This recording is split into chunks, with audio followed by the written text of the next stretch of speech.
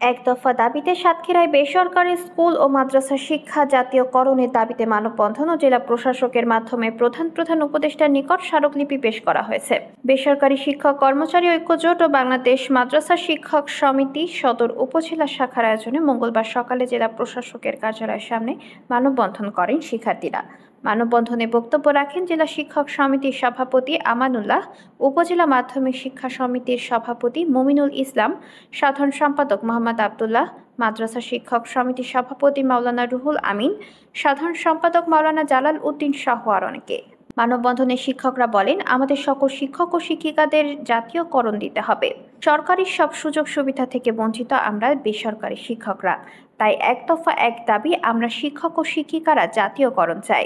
সরকারি শিক্ষকেরা যে পরিমাণ সুযোগ সুবিধা পায় সেই পরিমাণ বেসরকারি কোনো শিক্ষকেরা সুযোগ সুবিধা পায় না। আমরা কোনো বৈষম্য চাই না, শিক্ষার সংস্কার চাই। বেসরকারি শিক্ষকদের যে বেতন দেয় তা কোনোভাবে চলে না। বেতন কাঠামো বৃদ্ধি করে জাতীয়করণ করতে হবে। বেসরকারি শিক্ষকদের বাড়ি ভাড়া বাবদ মাত্র 500 টাকা দেওয়া হয়, যা কোনোভাবে চলে না। আর চিকিৎসা বাবদ 1000 টাকা ভাতা দেওয়া হয়। এইভাবে আর চলা সম্ভব না। যে বেতন দেয় তা চাল ডাল কিনতে শেষ হয়ে যায়।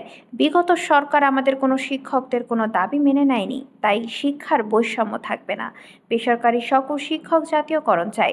তাই বিশ্বের সাথে তাল মিলিয়ে শিক্ষা ব্যবস্থার উন্নয়ন করতে হবে। শিক্ষা সংস্কার কমিশন গঠন করতে জোর দাবি জানাচ্ছি। মানববন্ধন শেষে উপস্থিত সকল শিক্ষকেরা শিক্ষা মন্ত্রণালয়ের শিক্ষা উপদেষ্টা বরাবর স্মারকলিপি দেন সাতক্ষীরা জেলা প্রশাসকের কাছে।